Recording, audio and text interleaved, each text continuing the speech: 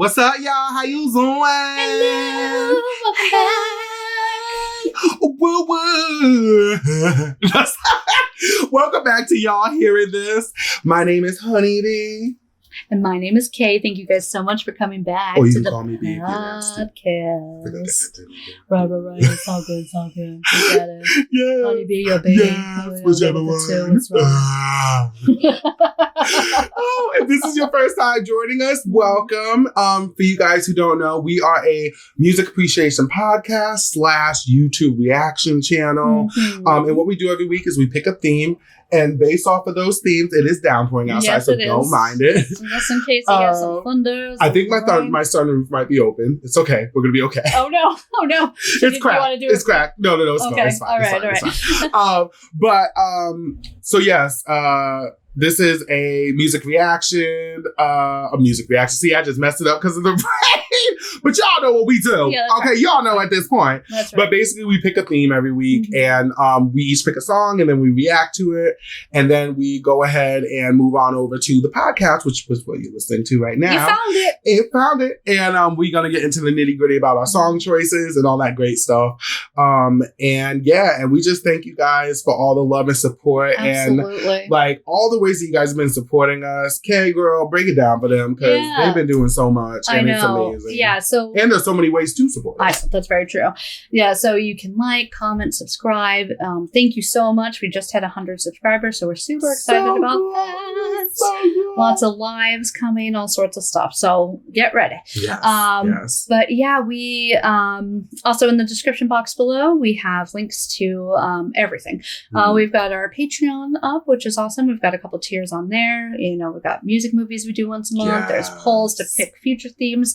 There's a whole tier where you can pick a theme altogether or pick some songs for us to do.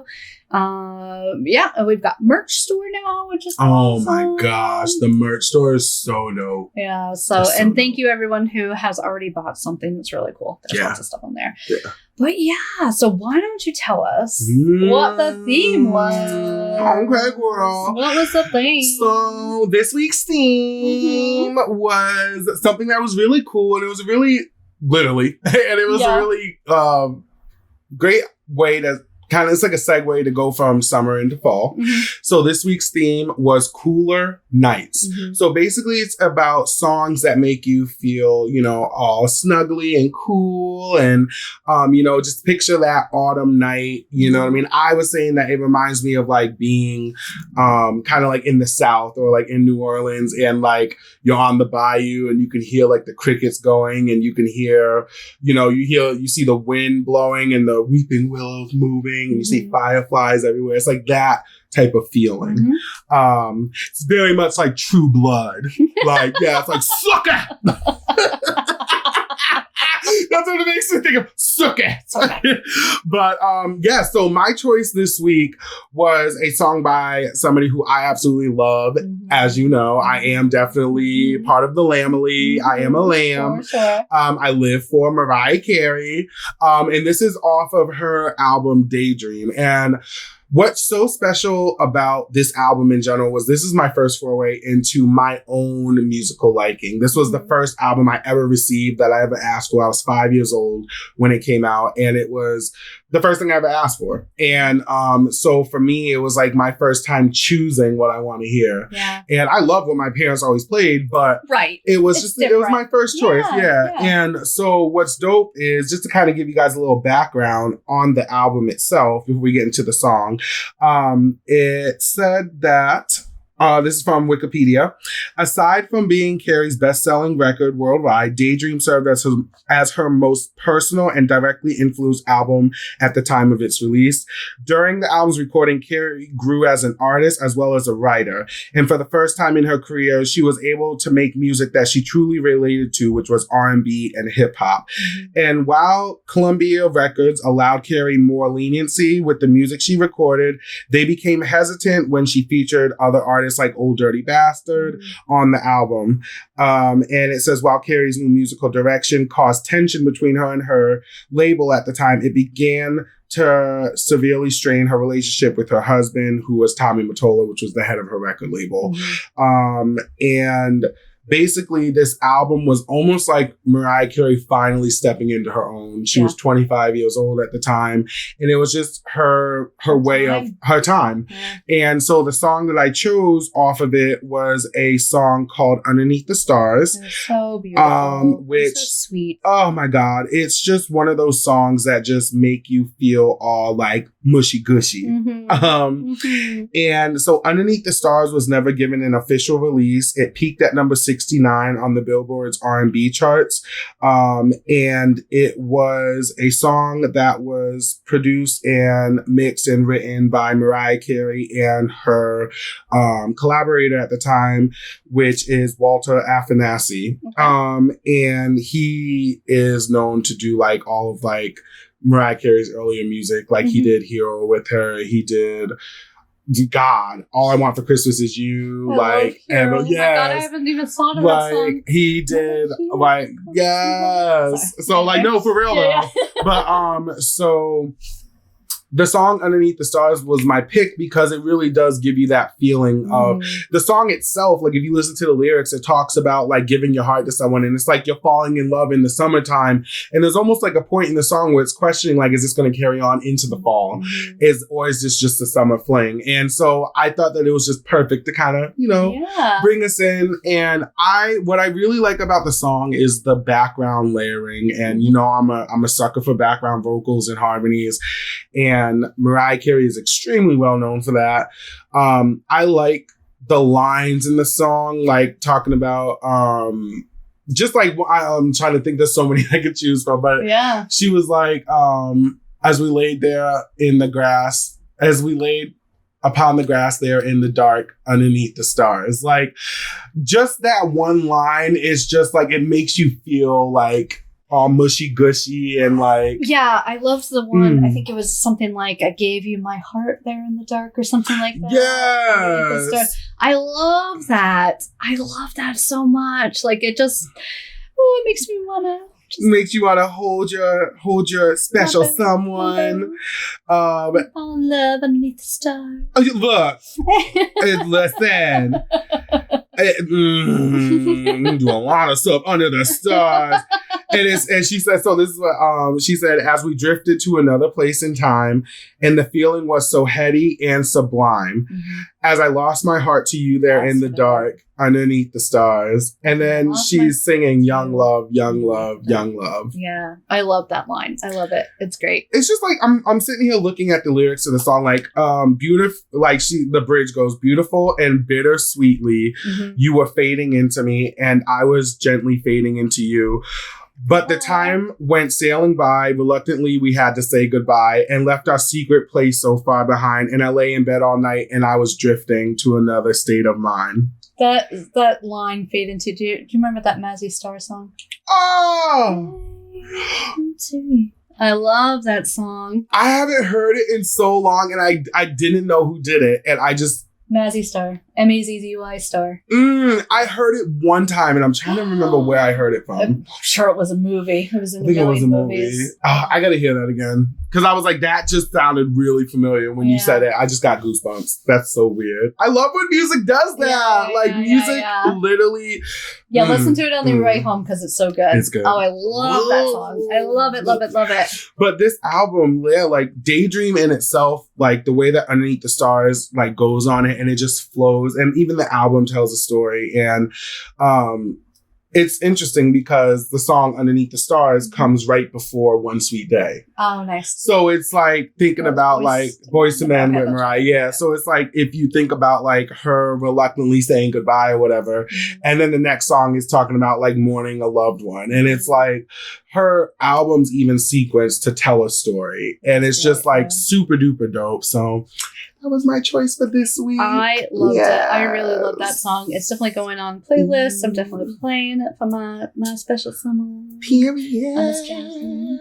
Okay, come on, special someone. That's right. But yeah, that was so good. That was so good. Yes. I'm so glad we did Mariah Carey again because boy, were people listen. I'm sorry it took us so long to get to it. Because I was like, you know what it is? I didn't want to do it back to back, but I could, if I could literally pick a Mariah Carey song Right. For every episode. Right. Every single episode. I could just be like, I'll just do Mariah Carey every time. Right. And I'm possible. scared to pick Mariah Carey because... You should never be scared. Never. I think you should pick Mariah Carey because I would love to see what you would pick. Yeah, there's going to be one day where we finally pick the same song for the same theme. Oh, it's going to be funny. I'm here for it. I know. I'm so here for that. I don't even know what we'll do at that point, but...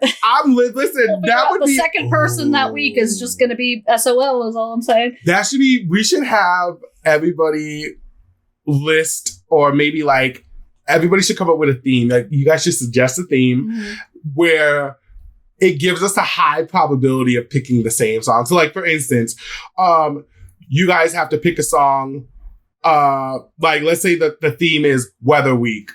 So what if we both pick It's Raining Men? Yeah. Or what if we both pick TLC's Waterfalls? Or like, what if we both pick like something that has to do with the weather? Like, or we could get more specific and you could be like favorite R&B song, because, you know, or favorite 90s girl soprano song, right? Which apparently is my thing. Listen!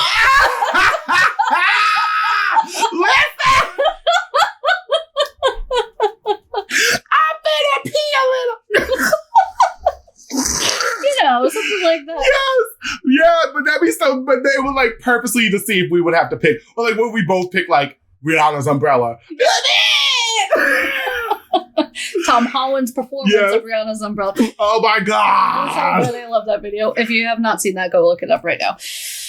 Oh man! But yeah, fabulous times, fabulous times, girl. Absolutely. But I need the details on your track. All right. I need them all because, I'm about to be real up in my feelings. You want to talk about crushes? Yeah, I'm so happy. I had to turn for this one. Go ahead, girl. I'm so happy we did some Bjork because I love her so much. I love her so much. And again, like I said in the reaction, I know she's not everybody's cup of tea. Right. She's ours. Yeah, she really is. I mean, I can remember the first time I ever heard Debut or Post, like just like, and being blown away, you know, because it's so different in certain ways. Oh, I love her musicality. Yeah. And then this CD, I remember buying the CD at Walmart. The Coventry Walmart when I used to work there, before it was like the big huge Walmart. Oh, before it became a super center or whatever. Now it used to be over like just like a regular, like the Tractor Supplies. Yeah, I used to work there when it was there. Yeah. When I was like 16. What year did this album come out? Oh, it's a good question. Sorry, I know you're about to give. I know you're going to give the details. Yeah. I remember. See, we never came up because I'm trying to remember if there was the Walmart in Newport by then. I don't know because I remember going to Walmart in Rhode Island, but I remember it wasn't the one in Newport. I want to look into that. Yeah. So we'll talk about some local, some local stuff, but Walmart of all things, right, Walmart, Wally World, all things, and we are not sponsored by them. So if y'all want to sponsor us, absolutely not. Do not shop there. They're awful. I got laid after I just said you want to sponsor us. No. Right. I got laid off the day after Christmas after working for 4 hours, and they kept all the people that were making less money. So all money ain't good money. You can't sponsor us, so you can keep that. Keep it. But anyway, so says the girl who still. I'm like, tuck it in my titty. So says the girl who keeps buying shit from Amazon. But anyway. Listen, I know I ain't got no room to talk, child. No do as I say, not as I do. Right. So anyway, let's get into it a little bit. So we picked, I picked Bachelorette from Homogenic. So it's from 1997. It's for her third studio album, like I said, Homogenic. It was released as its second single, not signal, on December 1st, 1997. So it's giving Signal vibes. Right. Well, I'm looking at like the album picture. So the song was originally written for a film by Bernardo Bertolucci, but then the project was withdrawn. So the lyrics were written by, I'm sorry if I mispronounced it, Xiong, a friend and collaborator of the singer who's a poet. And the music video was noted for its surrealistic art direction, and it won at the 1998 MTV Video Music Awards. So she got her friend Sean, who's a poet in Iceland. I feel like it's probably pronounced Sean. Yeah, that's what I'm thinking. Yeah, because if you take the S out, it'd be like Jean, like Jean. So Sean. Yeah, I feel like it's Sean. Really. sorry. Anybody is from Iceland, please tell me. Yes. How to pronounce it, because I really want to get it right. It's a beautiful name, though. Yeah, I'm like, ooh. It really is. She said, we sat together at the kitchen table and drank a lot of red wine, and I told him the whole story for hours and days, and he wrote the words from that story. That's incredible. Yeah. So love that. It follows the whole album's theme of beats and strings, which is every song has like that drum, like a certain drum track, and then it has those strings. Those strings were so intense in the best way possible. Yeah, absolutely. Now, this was probably the most dramatic song off of the album. One of the most beautiful songs that she ever recorded is the last track of the album called All Is Full of Love. So beautiful, so beautiful. It's very like haunting and really, atmospheric kind of, I guess. I love that. But yeah, so it includes obviously the drum track and the strings, but also includes timbales, timpani, alp horn, and accordion. And Bjork described the song's lyrical theme as Isabel Goes to the City, which Isabel is off of Host, I believe, or maybe it's debut. My name is Isabel. That song. Married to myself. Anyway. I know it, and I'm like, why do I? Well, hits, like, it was definitely a radio song anyway. So the music video was directed by longtime Bjork video collaborator Michel Gondry. And it has so many things in it. We'll get in. There's literally a humongous paragraph, so we won't get too much into it. But it was based on an original idea by Bjork, who saw Bachelorette as a continuation of the character portrayed in Isabel and Human Behavior. And the song lyrics for Isabel were also written by Sean. As Gondry describes it, this character is leaving the forest and she decides to go to the city to have a normal life. She tries her best and it doesn't work out. And she comes back to the forest and she's happier there, which, I mean, aren't we all?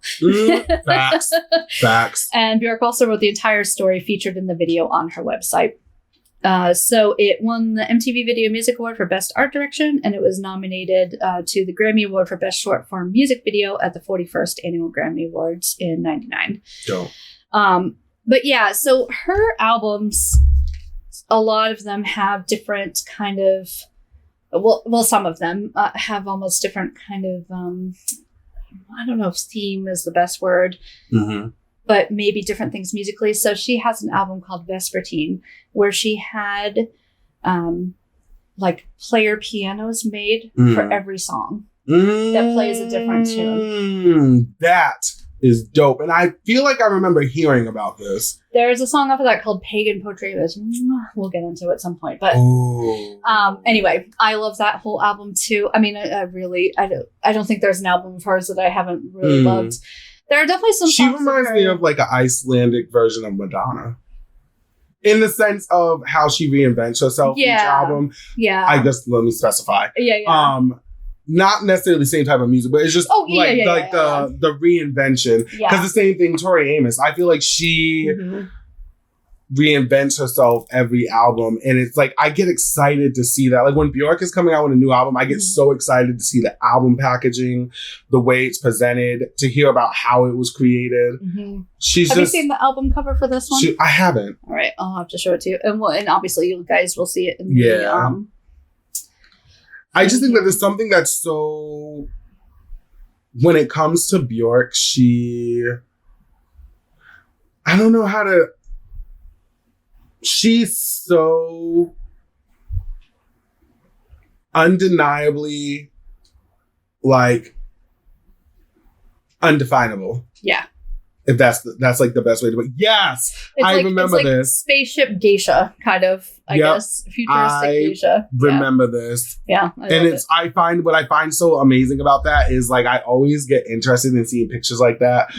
Because if you guys don't know, I got into my career in hair through digital photography. And the reason I got into digital photography is because album packaging. I love seeing the albums, and it makes me so wonder, like looking at that, I'm like, wow, that came out in 97, 98.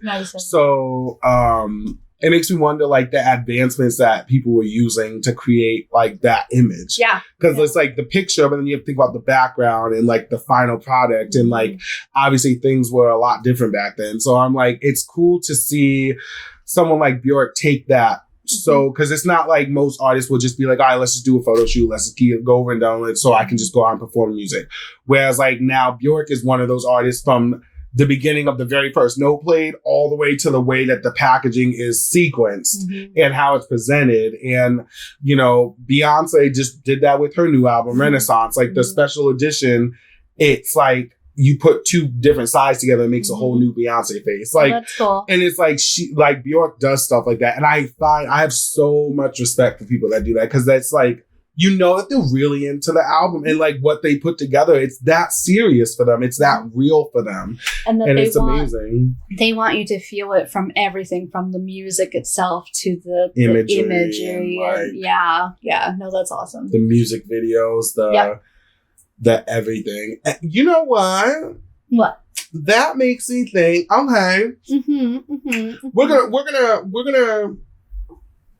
go into the say what real quick, because you just made me think, because we're talking about basically like putting your all into things and stuff like that. And my question to you is, do you find that you're more likely to listen to an album that, because I've done this before, so I always wonder if anybody's ever done this. Have you ever walked into like a store, let's just say, or even looked on streaming services, and based off of the album cover alone or the packaging or whatever, have you ever been enticed to just be like, you know what, I'm just going to take a chance on something because the album packaging, like just looking at the picture or looking at it or whatever, not knowing maybe anything about the artist or anything about the album or whatever the case may be, but have you ever looked at something and been like, I'm intrigued, I'm going to listen? You know where I think I have done that? Not necessarily with CDs, and I don't think or even movies. Streaming. Well, so what I think is like looking at albums growing up. Like my parents' albums. Like the actual vinyls and whatnot. Okay. Because like I very specifically remember seeing like Sgt. Pepper's and like just, you know, the artwork. Exactly. And being super intrigued by that. And they had some that I probably couldn't even tell you, but you know what one I used to love is Meatloaf Bat Out of Hell. Yes. You know, like I vividly remember that picture in my head, you know? And so definitely kind of going through their albums, I'm sure, I can definitely remember times. Oh, there's like a Yes album. Oh, I can't remember the name of it. But anyway, it had all these weird kind of things on it. And I was like, oh, that's cool. But it's like, it intrigued you to like go and like listen to it. Yes. Yeah, I love that. Because it makes me think, and the reason I'm bringing it up, it makes me think of Bjork, like the amount of effort and work she puts into that. Yeah. It's like, I feel like I've definitely done that. I've gone into strawberries, and you know, being a kid, I was an R&B freak. So like, and I still am. Strawberries, coconuts, walking in there and looking at albums and just picking them out. Like I remember I actually picked out Kelly Price's debut album. Oh, really? Without even knowing that she was one of Mariah Carey's background singers at one point. Oh, that's funny. And I just remember looking at the album cover and it just stuck with me. And I just one day saved up my money and I went and bought it. Had no idea what it was about. Yeah. Went and got it. And it was so good.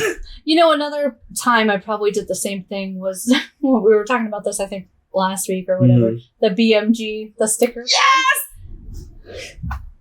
I want to wait. Can we just side note? If anybody's ever been a part of that BMG Columbia Music House, whatever, let us know. Please send us in your stories. We would love to. I would love to hear some of these stories and how much money we probably owe them still. Right, like somehow. Give us your best funny stories about that because maybe we'll read them. You never know. I would love to hear some because Yes. So yeah, that's definitely another time too that I probably, because they only give you like a tiny little blurb, you know, and sometimes it would be like enough, or you may have heard a song or something. But yeah, a lot of times it was just like, oh, that looks cool, you know. Yeah, I used to always too like kind of going on with the whole, almost like the idea, like the total package. I guess that's what you can call this conversation. Like when it comes to the total package of an album, I used to be so devastated if there was an album that I was really into and I didn't have the lyrics in the book. Yes, I hated that.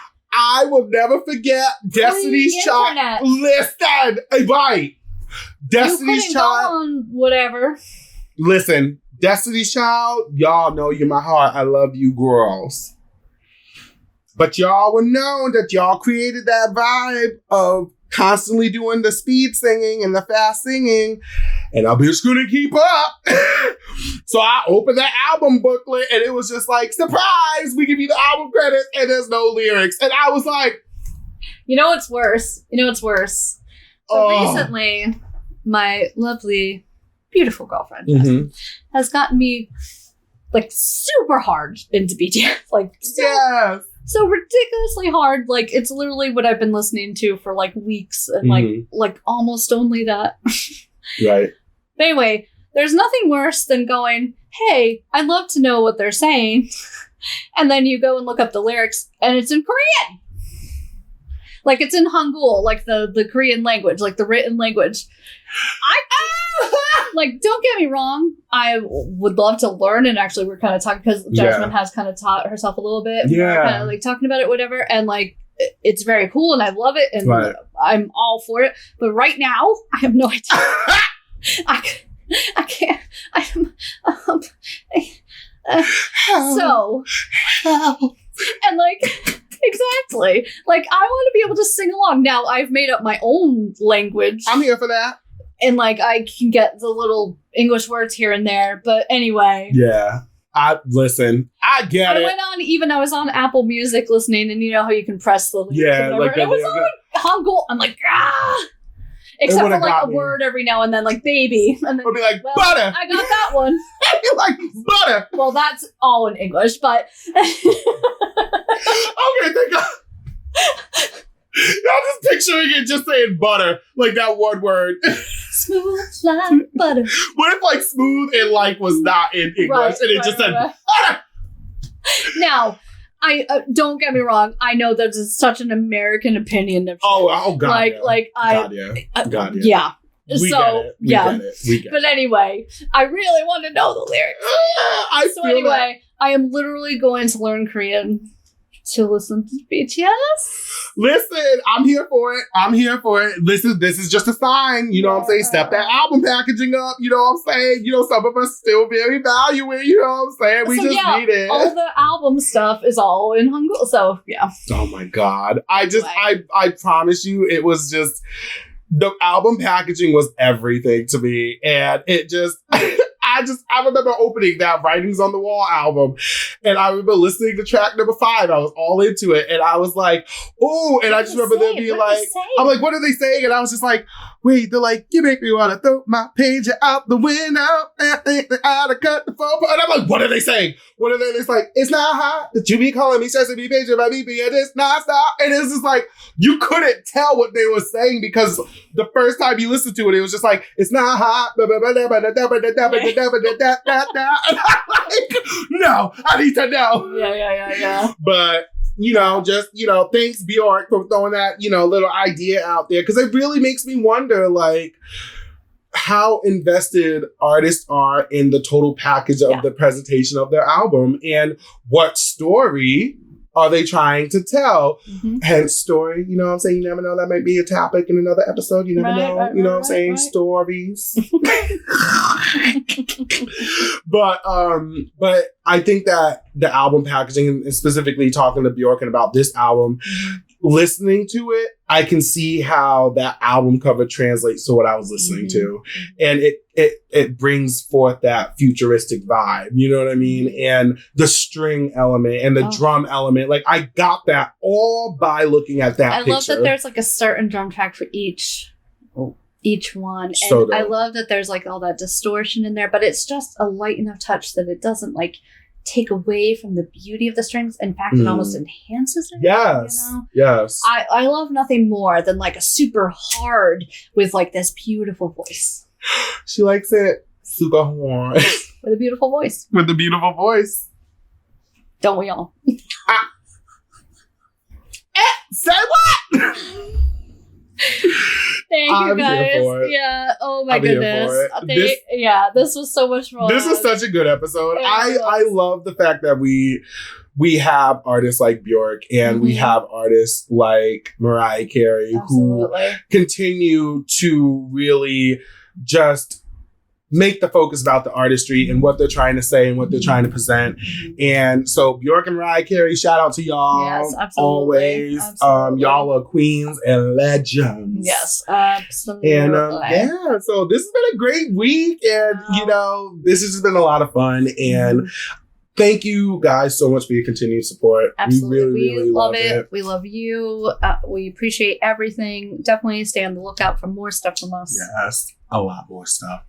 A lot. We love you guys. We love you.